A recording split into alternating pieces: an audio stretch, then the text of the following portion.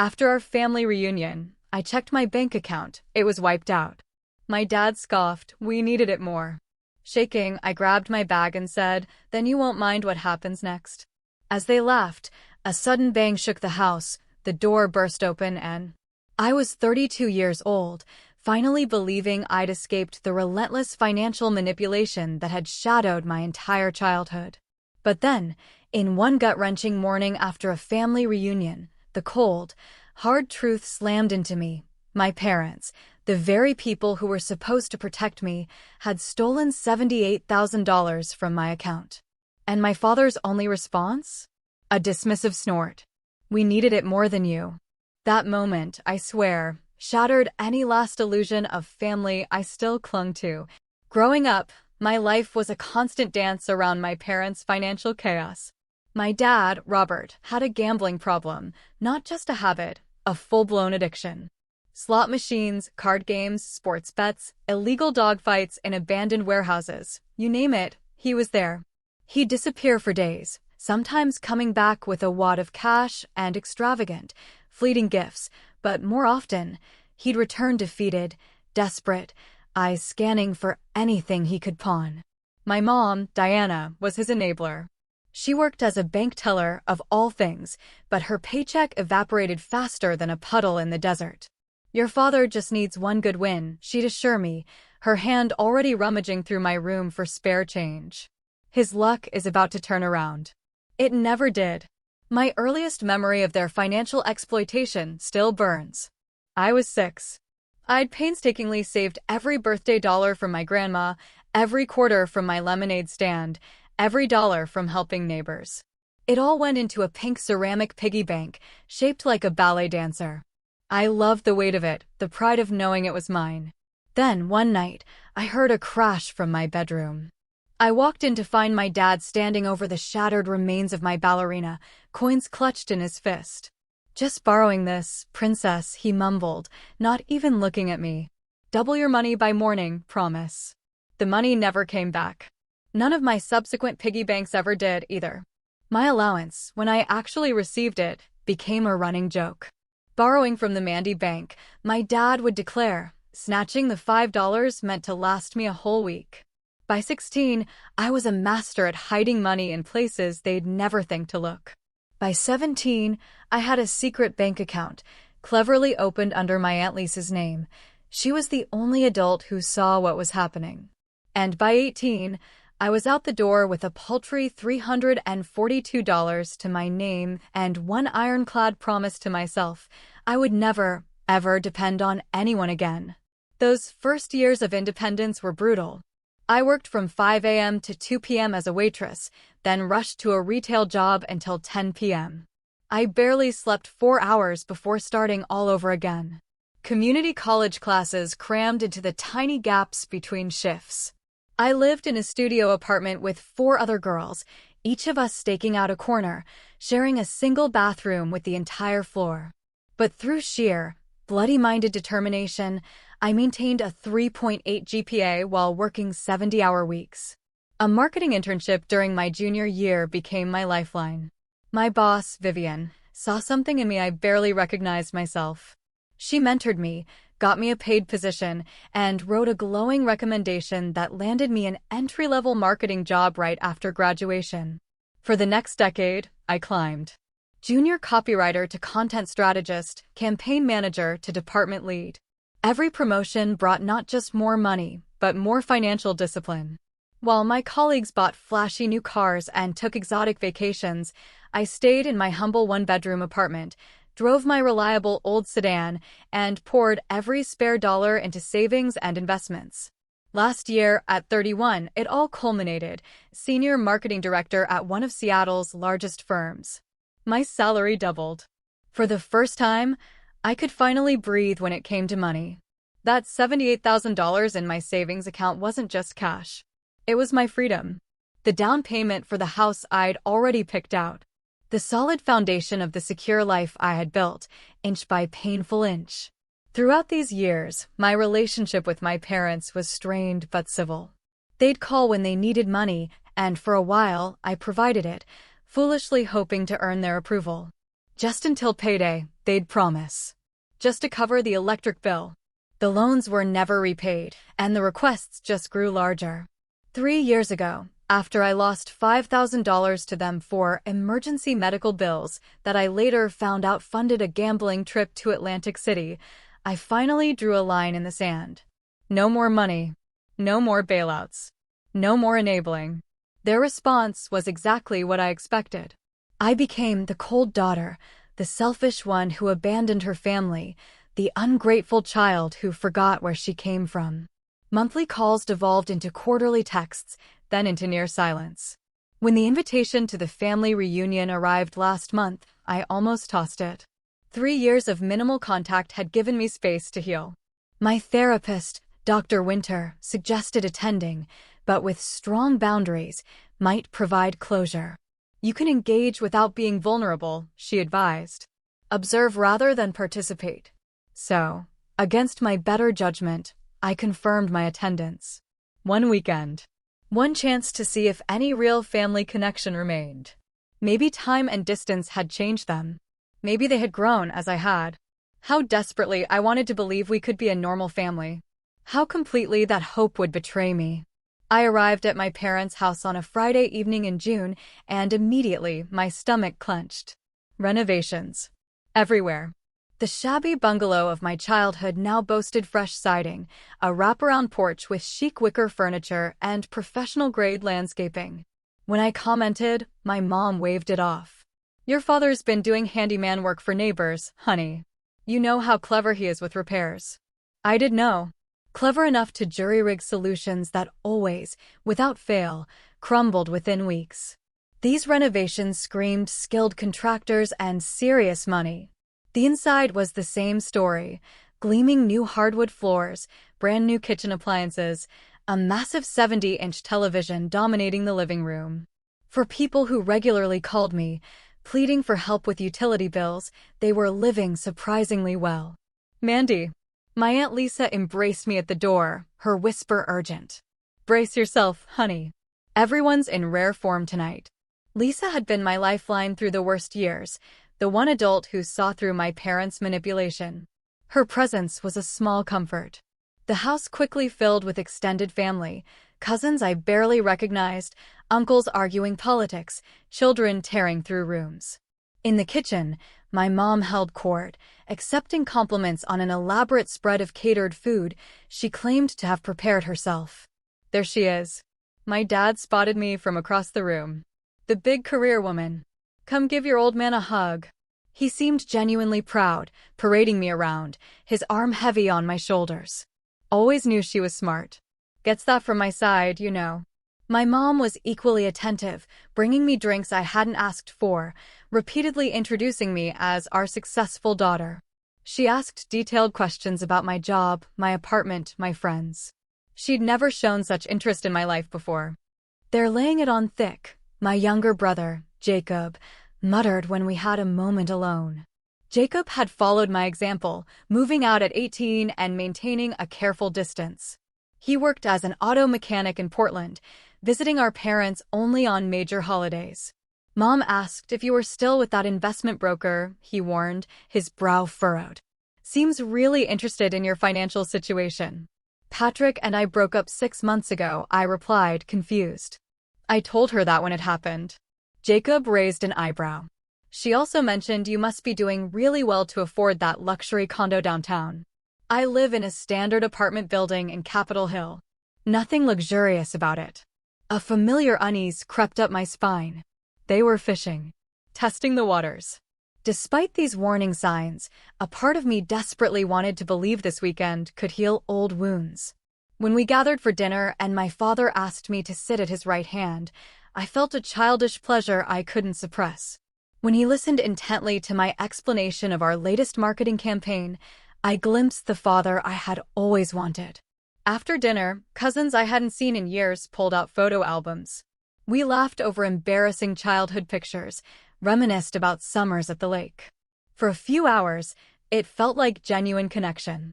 Remember when Mandy saved for 6 months to buy that bicycle? My mother said, pointing to a photo of my 12-year-old self proudly standing beside a blue Schwinn. She was so independent even then. What she didn't mention was how that bicycle disappeared 2 weeks later, supposedly stolen from our garage. I later found the receipt. My father had sold it to a pawn shop. Independent and smart with money, my father added. Not like her old dad. But hey, that reminds me, how is that investment portfolio of yours doing? Patrick had you in some good stocks, right? The question seemed casual, but his eyes held an unusual focus. Still basking in the warm attention, I answered more openly than I should have. Actually, I switched advisors after Patrick and I split. My new investments have performed really well this year. My advisor shifted some assets into tech startups that nearly tripled. My father whistled. Smart girl. Bet you've got a nice nest egg growing. She does, my Aunt Lisa interrupted firmly. And she works incredibly hard for every penny of it. The conversation shifted, but throughout the evening, financial topics kept resurfacing. How much did marketing directors make these days? Was I planning any big purchases soon? Had I considered helping Jacob with his student loans? By midnight, utterly exhausted from constant vigilance, I excused myself to the guest room. I placed my purse with my wallet and phone in the bedside drawer, a habit from years of protecting my belongings. Before sleep claimed me, I felt something I hadn't experienced in my parents' home for decades, a fragile hope that perhaps we could build something resembling a healthy family relationship. That hope would not survive the morning. I woke at 7:30 the next morning to my phone buzzing with transaction alerts. Half asleep, I opened my banking app, expecting the usual coffee shop purchase or streaming service renewal.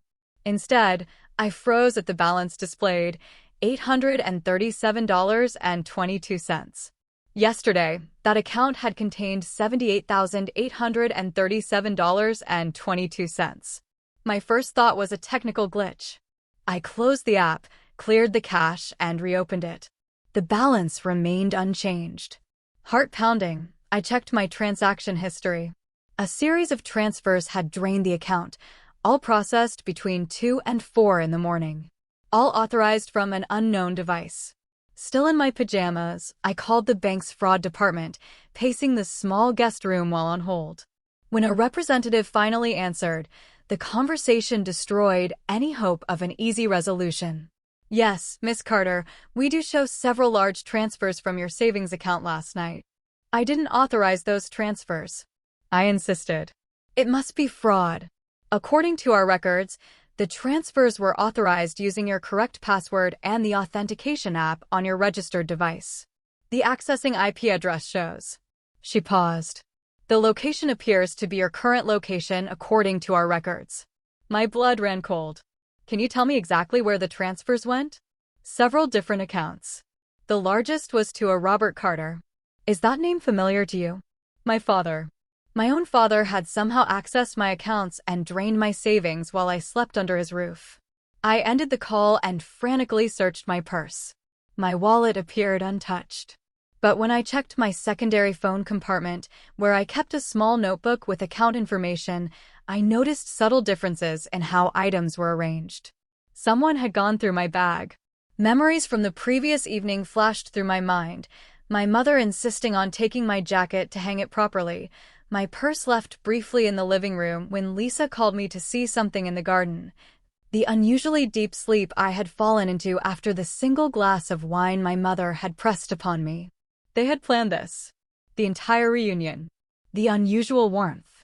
The pointed questions about my finances. All leading to this betrayal.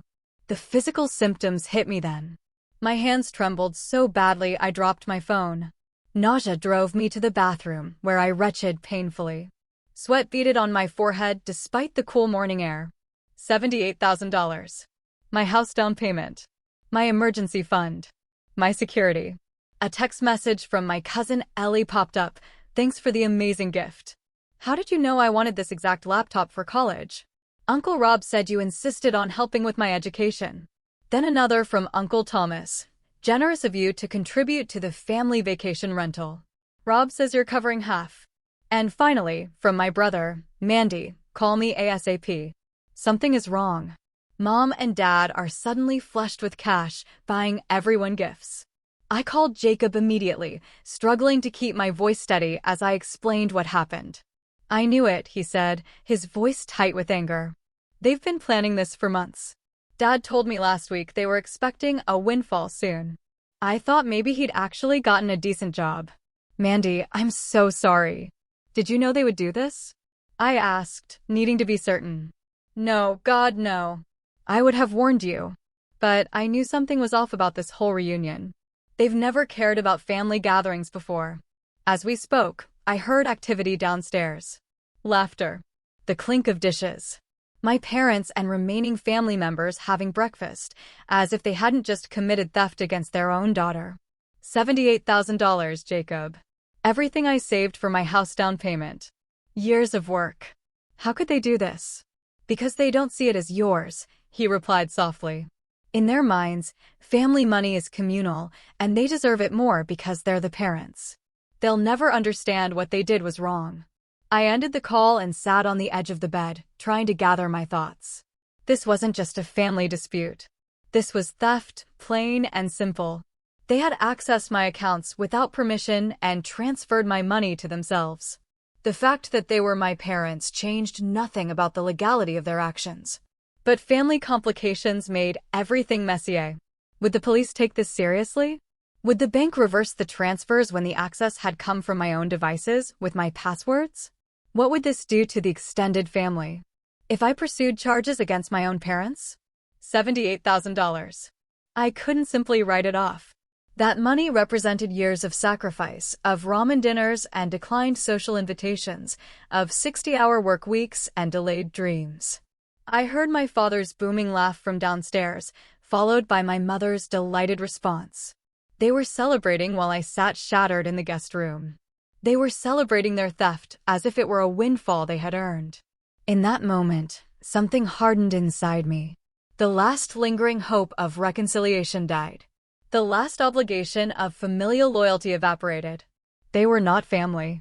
They were thieves who happened to share my DNA, and I would treat them accordingly. My first instinct was to storm downstairs and call the police immediately. But years of dealing with my parents had taught me that impulsive reactions gave them power. They thrived in chaos and emotional outbursts. If I wanted justice, I needed to be strategic. I texted my friend Sarah, who worked as a financial crimes attorney. Despite the early hour on a Saturday, she responded immediately. Do not confront them alone. Document everything. Call the bank again and formally report the fraud. I'll meet you at my office at noon. Next, I called Aunt Lisa, who had left for her hotel late the previous night. I wondered if something like this might happen, she said, her voice heavy with disappointment. Your mother has been dropping hints about a new car and home improvements for weeks. I'll be there in 20 minutes.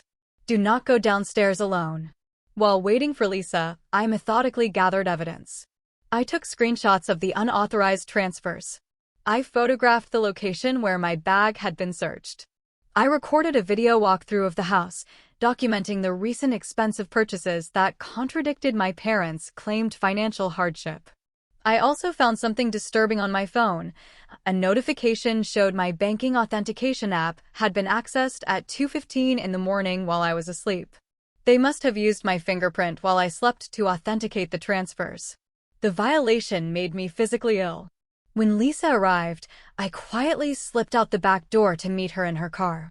She hugged me tightly as I finally broke down. I know a good lawyer, she said when my tears subsided. Your cousin Michael handles financial crimes. This is theft, Mandy. Plain and simple. The fact that they're your parents makes it worse, not better. We drove directly to Sarah's office, where she and Michael were waiting. For the next 3 hours, we built a case. Sarah contacted the bank's fraud department with her credentials, establishing a formal investigation. Michael prepared documentation for a police report. Lisa provided written testimony about my parents' spending patterns and comments they had made about accessing my money. Here's what we need to understand, Michael explained gently. This will get ugly. Your parents will claim you gave them permission. They will say it was a gift or a loan. They will turn family members against you. Are you prepared for that? They already stole my money, I replied, my voice steady. What else can they take from me? Your relationships with extended family, your peace of mind, your energy for months or years of legal proceedings, Sarah counted off. This will not be quick or easy. Neither was earning that money, I said firmly. I want it back. All of it. We developed a multi-pronged approach. First, the bank would freeze any remaining funds in the transferred accounts. Second, we would file a police report for identity theft and fraud. Third, we would confront my parents with legal representation present, giving them one opportunity to return the money before escalating to criminal charges. Before leaving Sarah's office, I called Dr. Winters, my therapist, and scheduled an emergency session that afternoon. You need emotional support as much as legal support, she reminded me during our call. This is a profound betrayal by the people who should have protected you most. I spent an hour with Dr. Winters, processing the complex emotions swirling through me. Rage at the violation. Grief for the family relationship I had foolishly hoped might still be possible. Shame at having let my guard down despite years of evidence that my parents had not changed. You did nothing wrong by hoping for a healthy relationship with your parents, Dr. Winters assured me. That desire is natural and human. They're the ones who violated trust, not you. By evening, our legal strategy was in place. Sarah had prepared a formal demand letter. The bank had flagged the accounts where my money had been transferred. Michael had filed preliminary paperwork for a police report, pending my final decision on whether to press charges. I spent the night at Lisa's hotel, unable to face returning to my parents' house. Throughout the evening, I received increasingly concerned texts from Jacob, who had left the reunion early to drive back to Portland. They're buying everyone gifts with your money, he reported. It's disgusting. In the morning, Lisa, Sarah, Michael, and I met for breakfast to review our approach one final time. Michael had arranged for a sheriff's deputy to accompany us, waiting outside unless needed. Sarah had all legal documents organized in a portfolio. Lisa had contacted several key family members who had witnessed my parents' sudden spending, securing their support if testimony became necessary. As for me, I packed a small bag with the evidence we had gathered, including records of previous financial manipulations by my parents. I brought documented proof of the source of the stolen funds, my years of bank statements showing the disciplined saving that had built that account. I carried printouts of text messages where my parents had previously borrowed money with promises of repayment that never materialized. Most importantly, I brought my resolve. For 32 years, I had alternated between seeking their approval and protecting myself from their exploitation. Today would end that cycle, permanently. Are you ready? Sarah asked as we pulled up in front of my parents' house. I took a deep breath. I have been ready for this my entire life. We arrived at my parents' house at exactly 10 o'clock in the morning. The sheriff's deputy parked discreetly down the street, ready to approach when signaled. Michael stayed in the car with him while Sarah, Lisa, and I walked to the front door. My hand trembled slightly as I rang the doorbell of the home where I had grown up. No matter how prepared I thought I was, confronting the people who had raised me, then betrayed me, sent adrenaline coursing through my body. My father answered, surprise flickering across his face before settling into a practiced smile. Mandy, we wondered where you disappeared to yesterday. And Lisa, good to see you again. Who's your friend? This is Sarah, I said flatly. My attorney. His smile faltered for just a moment before returning, tighter than before. Attorney? What's this about? Diana. Come see who's here. My mother appeared behind him, wiping her hands on a dish towel. Her eyes darted nervously between us, lingering on Sarah's professional attire and the portfolio tucked under her arm. May we come in? Lisa asked, her tone making it clear this was not really a question. My father stepped back, ushering us into the living room where just 2 days ago we had shared family photos and laughter. Now, the atmosphere crackled with tension. Robert. Diana, I began formally. You know exactly why I am here. You accessed my financial accounts without permission and transferred $78,000 to yourselves and others. My father didn't even attempt to deny it. Instead, he scoffed, settling heavily into his new leather recliner. It's just money, Mandy. You have plenty more where that came from with your fancy job. That was my house down payment, I replied, struggling to keep my voice steady. Money I saved for 14 years. We needed it more, he said with a dismissive wave. The family needed it. You would understand if you weren't so selfish. My mother stepped forward, eyes wide with practiced innocence. Honey, we were going to discuss it with you.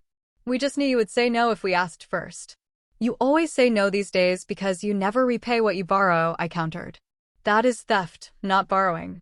We gave you life, my father snapped, his facade of joviality evaporating. Everything you have comes from us. That makes it family money.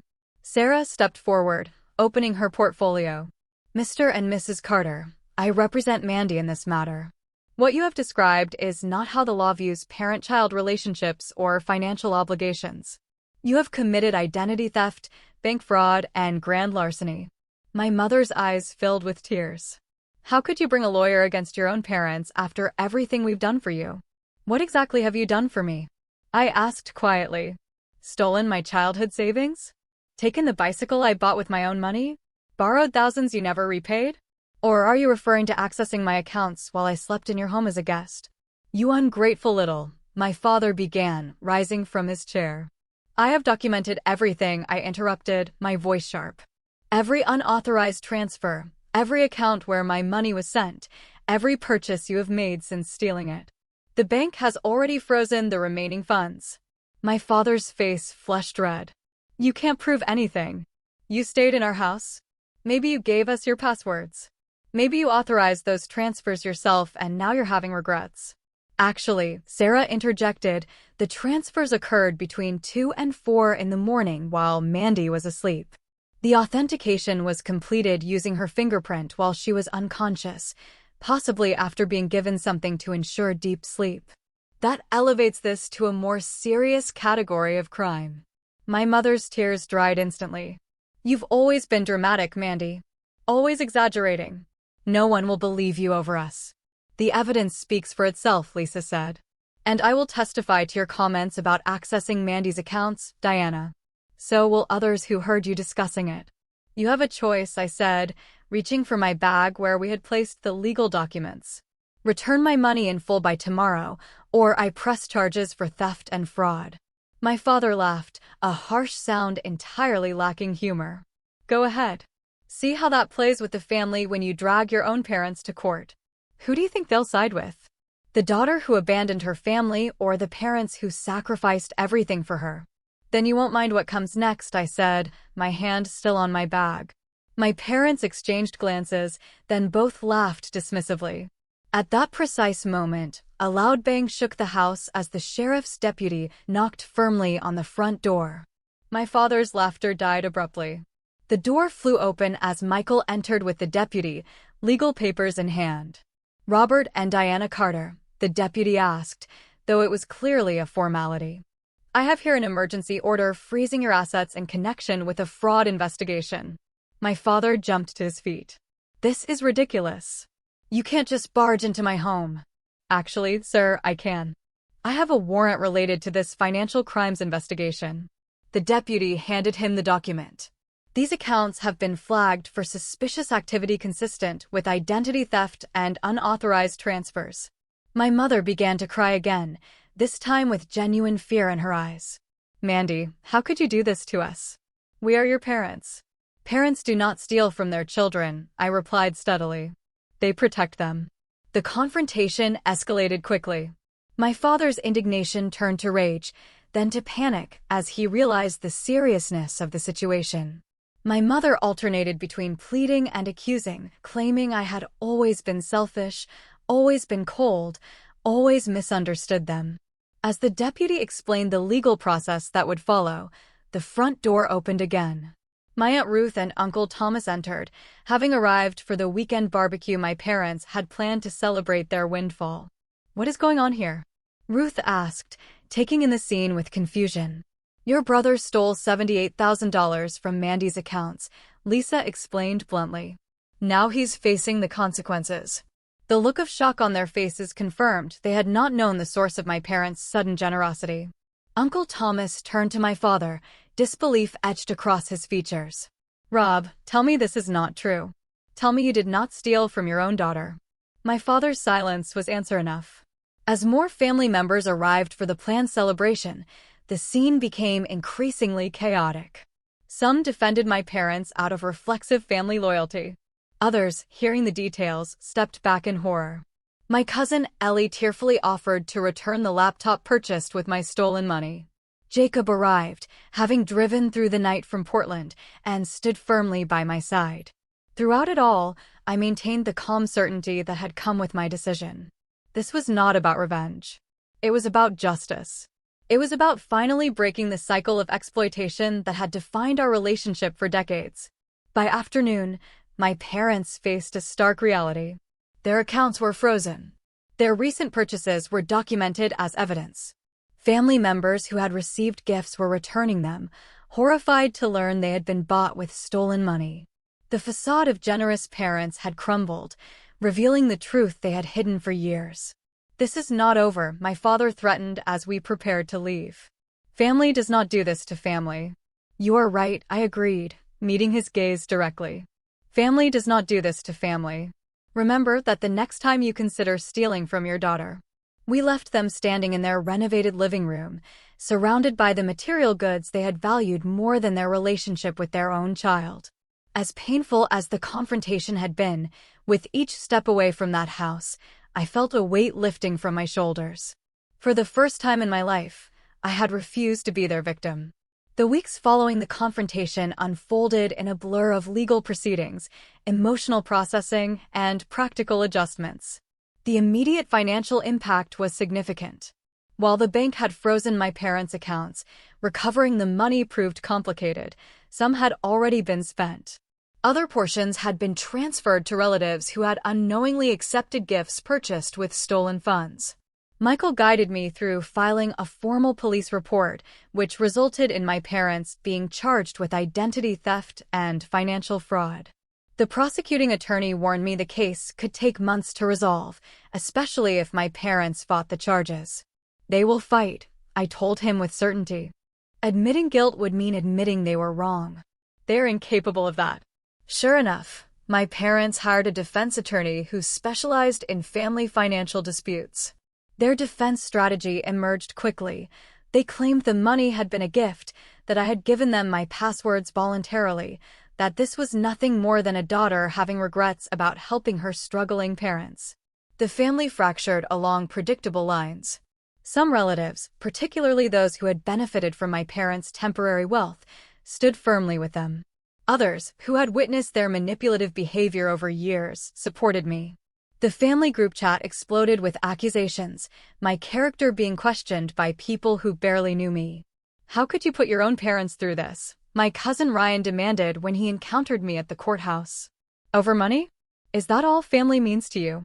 "This is not about money," I replied. "This is about trust, respect, and boundaries." They violated all three. Aunt Lisa became my rock during this period. She opened her home to me when I needed escape from the constant stress. She attended every legal proceeding, her silent presence a reminder that not all family relationships were toxic. Jacob struggled with his own complicated emotions. While he supported my decision to pursue legal action, the reality of potentially seeing our parents convicted of crimes weighed heavily on him. "I keep thinking about Dad teaching me to ride a bike," he confessed during a late-night phone call. "About Mom making soup when I was sick." Were those moments real, or just more manipulation? "Both can be true," I told him. "They can have loved us and still treated us terribly. We can remember the good moments without excusing the bad ones." Professionally, the situation created unexpected challenges. I had to take emergency leave to deal with legal proceedings, explaining the situation to my boss in humiliating detail to justify my absence during a crucial campaign launch. Vivian, my mentor-turned-supervisor, was unexpectedly supportive. "Family financial abuse is more common than people realize," she told me. "Take the time you need. Your job will be waiting." My financial security, so carefully built over 14 years, had been shattered overnight.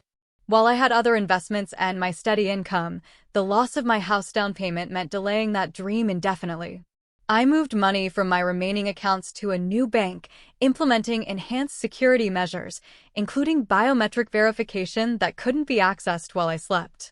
The mental health toll proved perhaps the most significant aftermath.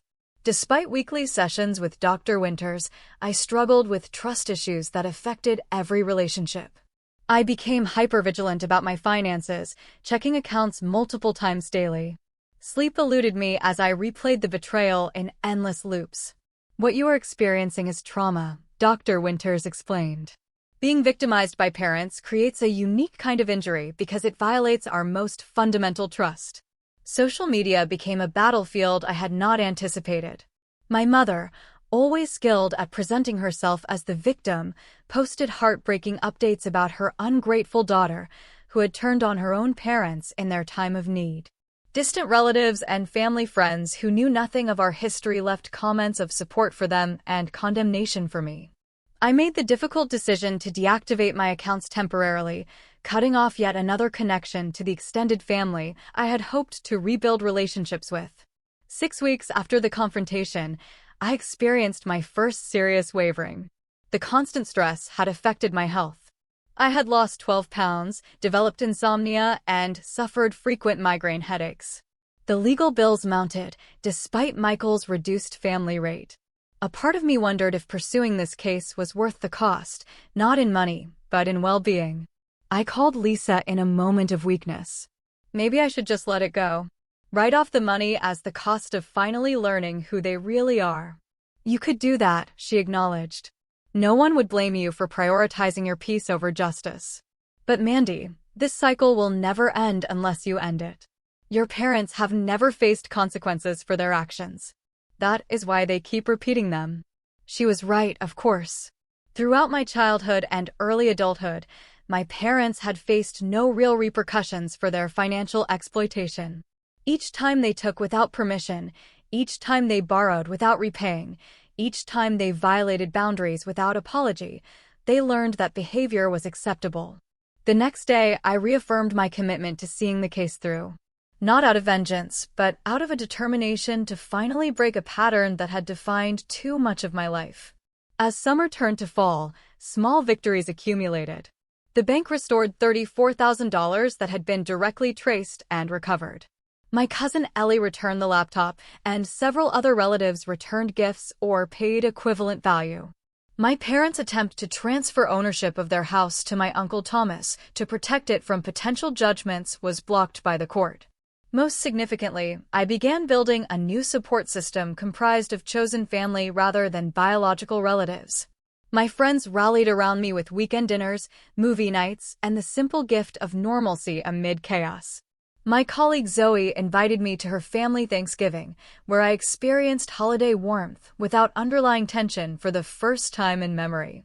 Through it all, I kept reminding myself that healing would not follow a linear path. Some days I felt strong and certain. Others, I questioned everything, wondering if I was overreacting or being unforgiving. Dr. Winters assured me these fluctuations were normal, part of processing betrayal by those who should have been most trustworthy. Family relationships are complicated because they are involuntary, she explained.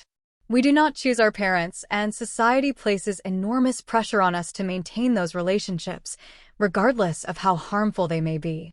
Giving yourself permission to prioritize your well-being over family obligation is a profound act of self-care. By December, 7 months after the theft, I had recovered nearly $50,000 through various legal mechanisms.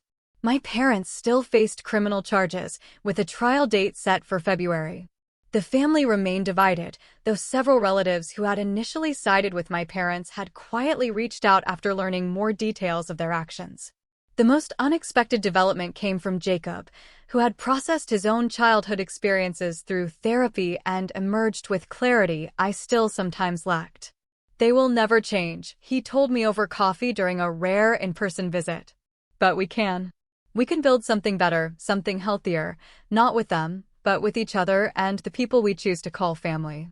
For the first time since the theft, I felt genuine hope for the future.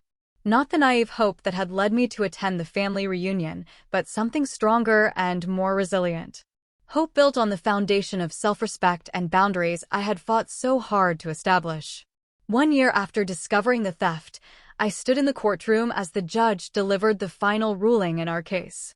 My parents had eventually accepted a plea agreement rather than risk trial, admitting to lesser charges of unauthorized access and financial exploitation in exchange for reduced penalties. The court ordered full restitution of the stolen funds, plus interest, totaling $84,620. My parents were sentenced to 3 years probation, mandatory financial counseling, and 200 hours of community service. The conviction would remain on their records permanently. As they left the courtroom, my mother attempted one final manipulation, approaching me with tears streaming down her face. "We only wanted what was best for the family," she insisted. "Someday you will understand what it means to sacrifice for people you love." I looked at this woman who had given me life, then spent decades taking pieces of it back. "I already understand sacrifice," I replied quietly. "I sacrificed the fantasy of having parents who put my well-being above their desires." That ends today. My father did not speak to me at all. His eyes, so like my own, held only resentment as he followed my mother out of the courtroom. That silent exit marked the end of our relationship more definitively than any legal judgment could. The decision to permanently cut contact with my parents did not come easily. Society expects endless forgiveness for family, regardless of harm inflicted. "But they're your parents" became a refrain I heard repeatedly from well-meaning friends and distant relatives who did not understand the depth of the betrayal. Dr. Winters helped me navigate this complex terrain. "Forgiveness and reconciliation are not the same thing," she explained. "You can forgive someone without allowing them back into your life. Forgiveness is something you do for yourself, to release the anger that binds you to them. Reconciliation requires genuine remorse and changed behavior from the other party." My parents showed neither remorse nor change. Their court-mandated apology letter blamed circumstances, minimized their actions, and subtly suggested I had overreacted. They had not earned reconciliation, and I had finally learned to trust my own judgment above social expectations. With the legal battle concluded, I focused on rebuilding. The recovered money went back into my house fund, now supplemented by a promotion to executive marketing director that came with a substantial salary increase. By spring, I had placed a down payment on a small craftsman-style home in a quiet neighborhood, my first true sanctuary. The process of healing proved more complex than the legal proceedings. Trust came slowly, even with people who had never betrayed me. I developed new financial habits, creating multiple layers of security around my accounts. Perhaps most importantly, I learned to distinguish between healthy generosity and exploitative expectations. "Money is just a tool," my financial therapist explained during our sessions. "The problem was never your money itself, but how your parents used it to control and manipulate." Healthy financial relationships involve mutual respect, clear boundaries, and explicit agreements. I practiced those principles as I helped Jacob establish his own financial independence. When he decided to open his own auto repair shop, I invested as a silent partner with clearly documented terms. Our business relationship strengthened our sibling bond rather than complicating it. Aunt Lisa remained a cornerstone of my chosen family, our Sunday brunches becoming a tradition I cherished. "You remind me of myself at your age," she told me once, "building a life on your own terms despite what the family expected." "I am proud of you, Mandy." Her words healed something profound within me. The approval I had fruitlessly sought from my parents for decades meant nothing compared to the genuine pride from someone who truly saw me. My circle of chosen family expanded gradually. Zoe and her husband included me in holidays and celebrations. My colleague Trevor, who had provided unwavering support during the legal proceedings, eventually became more than a friend.